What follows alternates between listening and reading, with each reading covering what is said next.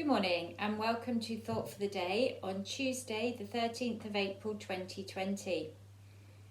Today I'm going to be talking to you about a lady called Isabella Gilmore. During our Easter activities last week we were speaking about Easter people and what this means. Now I wanted to expand on this a little and talk about a person who truly did live out her faith but is perhaps not quite as well known as others. Her name is Isabella Gilmore. She was born Isabella Morris on the 17th of July 1842, the 8th of 10 children at Woodford Hall in Essex. She's younger sister to William Morris, famed for his poetry, his design and his artwork. She described her childhood as happy, healthy and simple, and it was certainly free enough for her to be described as a tomboy by her brother Edgar. After having a governess in her early years, Isabella attended a private school in Brighton and then a finishing school in Clifton. She came out in society at a debutante ball soon after her education was complete, and here she met her future husband, Lieutenant Arthur Hamilton Gilmore, affectionately known as Archie, and they married on the 18th of September 1860. Sadly, he died just 2 years later from meningitis. They had no children. Isabella decided to train as a nurse, going on to work at Guy's Hospital in London despite opposition from her family.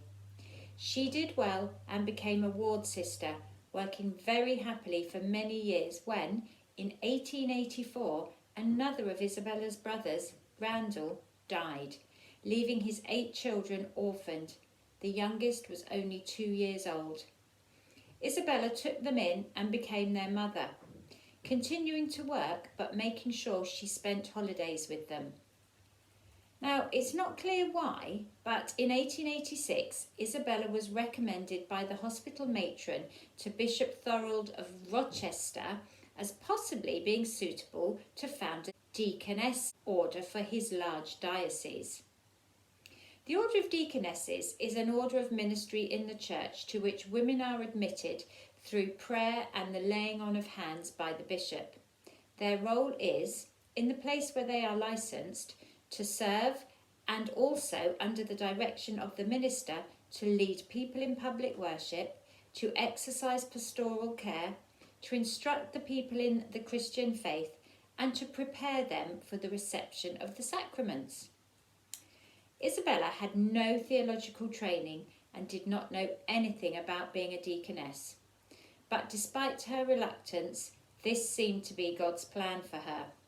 Whilst on holiday and attending a morning service in October 1886, she had her calling confirmed. It was just as if God's voice had called me, and the intense rest and joy were beyond words, she later reported. And so she began, initially along similar lines to the male order of deacons, but she soon began to shape this female ministry. Apart from her duties in the church itself, the new deaconess also had to address meetings throughout the diocese, and by 1906, 45 other women had been ordained. Isabella felt that this was very important, based on the fact that the early church deaconesses were ordained and had a definite status within the church. Her idea was to make the parish itself, rather than the sisterhood, the focus of the deaconess's life. She wanted her deaconesses to be well educated, single, although widows were accepted, and recognisable through their blue dress. Isabella placed great importance on these women carrying out their work in a spirit of friendship and wanted them to be able to give practical help in the homes of the poor that they visited. They took basic nursing courses to add to their domestic skills, and they also established Sunday ragged schools and mothers' meetings.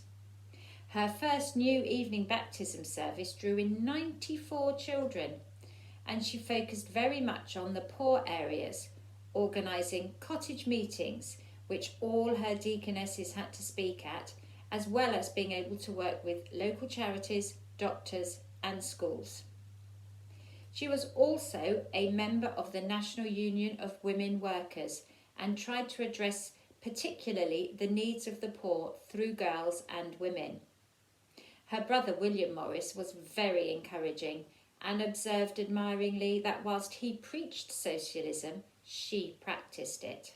Isabella grew very fond of the people she worked amongst, and their awful conditions troubled her greatly. Although the women she trained were paid, she was not, but gave her services for free and also subsidised much of the aid herself, making sure that the help was given unconditionally. No pressure was put on anyone to attend church, but rather, in a way that really lived out her faith, every opportunity was taken to talk about God in all situations that these early deaconesses came across. By the time of her retirement in 1906, deaconesses had become proficient and professional and were working throughout Britain and also overseas, licensed by the bishop, working alongside parish priests and politically and socially influencing the professionalisation of women's work generally. Isabella Gilmore died at her home in Dorset on the 15th of March 1923, aged 81, and was buried in Lyme Regis beside her husband Archie. Can we all honestly say that we take every opportunity to talk about God in all the situations we find ourselves? I know that I try to be the best person I can in any and all situations, but talking about God? Well now, that is easy if you're in Christian company, but otherwise, I certainly know that it is something I need to work on. How about you? And what about Isabella's lasting legacy? Well, she was not the first deaconess in the Church of England. This was Elizabeth Ferrard, licensed by Bishop Tate of London on the 18th of July 1862. However, her work certainly made a contribution to the policy and practice of deaconesses in the Church of England.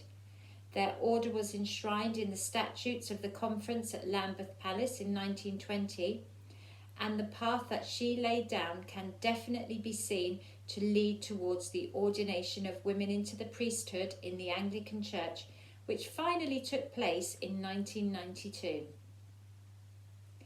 So, thank you for sharing your time with me this morning, and I hope you continue to enjoy all our online offerings as we hopefully move towards a relaxing of the lockdown and to see what our new normal brings us.